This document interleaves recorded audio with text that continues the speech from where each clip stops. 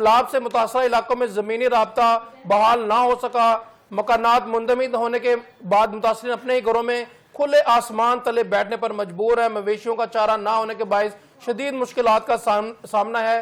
جلال پور پیر والا میں سیلابی ریلے سے متاثرہ موٹر وے M520 جو ہے اب تک بند ہے۔ کیا کہیں گے جی؟ ہمارے ساتھ موجود ہیں افتخار الحسن صاحب۔ جی افتخار صاحب کیا کہیں گے اس پہ؟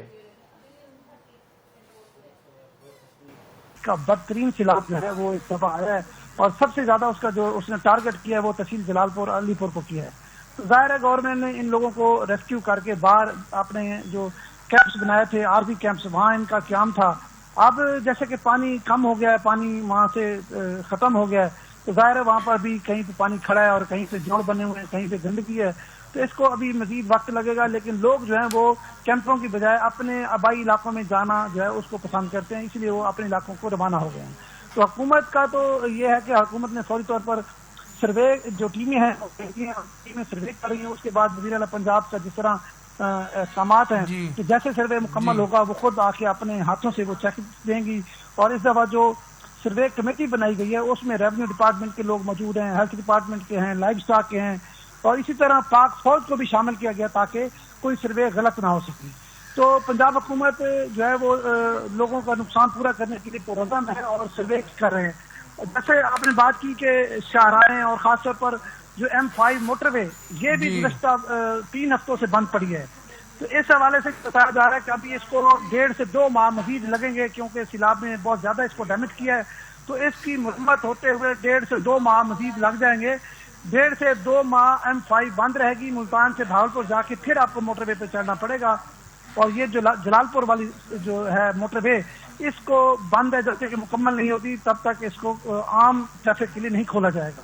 تو باقی اس کے علاوہ جلال پور اور علی پور جہاں شدید سیلاب آئے وہاں سڑکوں کا جو انفراسٹرکچر تھا وہ بھی مکمل تباہ ہو گیا ہے، وہاں بھی لوگوں کا آنا جانا بڑا دشواری ہو رہی ہے لوگوں کو، کیونکہ سڑکیں ساری ٹوٹ پھوٹ کا شکار ہیں اور پھر جوہر بن گئے ہیں، پانی کھڑا ہوا ہے۔ تو لوگوں ظاہری بات ہے مشکلات ابھی ختم نہیں ہوئی، کم ضرور ہوئے ہیں، لیکن ابھی کچھ عرصہ لوگوں کو مزید مشکلات کا سامنا کرنا پڑے گا۔ جی ابھی افتخار صاحب جو ہے متاثرہ علاقوں میں جو ہے وہ موذی امراض کا وہ یہاں پہ بیماریاں شروع ہو گئی، کیا کہیں گے اس پہ افتخار صاحب؟ کیا سچویشن ہے؟ بالکل صرف انسانوں کے لیے نہیں بلکہ جانوروں کے لیے جو لائف اسٹاک ہے وہ شدید متاثر ہو رہا ہے۔ جانوروں کے لیے بھی بڑی بیماریاں جو ہیں وہ اچانک جو ہے وہ سامنے آئی ہیں۔ تو اسی طرح جو بچے ہیں وہ شدید متاثر ہو رہے ہیں۔ ظاہری بات ہے جہاں پانی کھڑا ہے حبس کی وجہ سے ڈینگی کا جو ہے وہ خدشہ جو ہے وہ منڈلا رہا ہے۔ ڈینگی کے حوالے سے بھی محکمہ ہیلتھ انتظامات تو کر رہے ہیں، لیکن جس لیول پہ جتنے بڑے لیول پہ سیلاب آیا تو پورے حلقے میں کب تک یہ کر سکیں گے یہ ابھی کچھ کہا نہیں جا سکتا۔ لیکن آپ کی بات درست ہے، مختلف علاقوں میں بیماریوں کی شکایات آنے لگ گئی ہیں۔ اس میں افتخار صاحب جانوروں کے لیے چارہ بھی موجود نہیں ہے اور لمپی سکن کی جو بیماریاں ہیں جانوروں کی یہ بھی شروع ہو گئی ہیں، اس پہ کیا کہیں گے آپ؟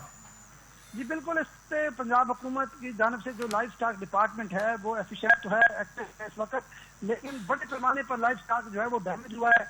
کچھ تو پانی میں بہہ گیا ہے، جو بچ گیا وہ بیماریوں اور بھوک کی وجہ سے مطلب شدید مشکلات کا شکار ہے۔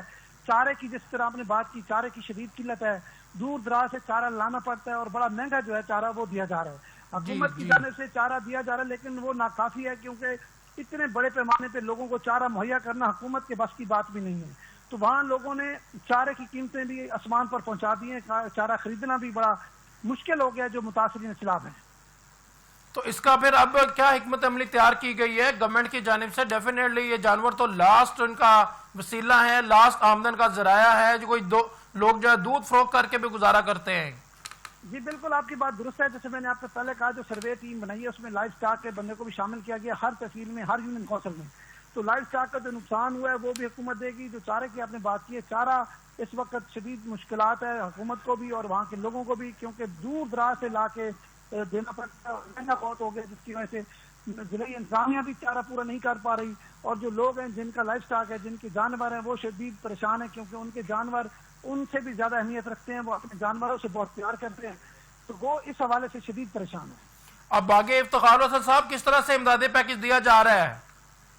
امدادی پیکج جی یہ جو سروے ٹیمیں بن گئی ہیں، یہ سروے مکمل ہوگا، پھر ایک مکمل جامع رپورٹ مرتب کی جائے گی جو چیف منسٹر پنجاب کو دی جائے گی۔ اس کے بعد چیف منسٹر پنجاب جو ہیں وہ متاثرہ علاقوں میں خود جائیں گی اور خود متاثرین کو جو ہے وہ چیک تقسیم کریں گے.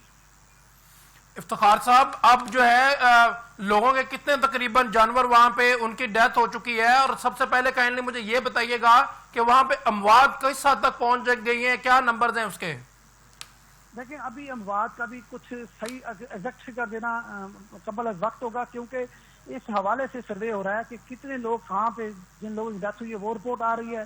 اس طرح لائف سٹاک کے جتنے لوگوں کے جانور مرے ہیں ان کی رپورٹ آ رہی ہے، جن کے جتنے مکانات گرے ہیں ان کی رپورٹ بن رہی ہے. یہ جب تک سروے مکمل نہیں ہوگا ایگزیکٹ فگر دینا میرا نہیں خیال مناسب ہوگا.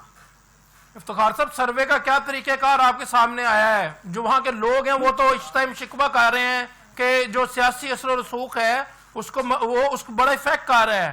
جو سرویز ہو رہے ہیں، جو مریم صاحبہ نے انیشیٹو لیا کہ ان کو جو ہے امداد دی جائے گی، جانوروں کی عوض کوئی رقم دی جائے گی، گھروں کی عوض کوئی رقم دی جائے گی، تو سروے کا کیا اس ٹائم جو ہے سینیریو ہے، کیا فارمولہ ہے؟ فرسٹ آف آل فارمولے کے بارے میں بتائیے گا پلیز. میں نے آپ سے گزارش کی ہے کہ جو سروے کا میکانزم بنایا ہے وہ بڑا شفاف ہے. جی 5 مختلف شعبوں سے لوگوں کو لیا گیا ہے، اس میں پاک فوج کو بھی شامل کیا گیا ہے. یہ تمام لوگ مل کر سروے کریں گے، اور اس کے علاوہ اگر کسی کو شکایت ہوگی تو وہ اسسٹنٹ کمشنر متعلقہ ہے اس کو بھی شکایت درج کرا سکیں گے، ڈپٹی کمشنر کو بھی کرا سکتے ہیں اور کمشنر کو بھی کرا سکتے ہیں.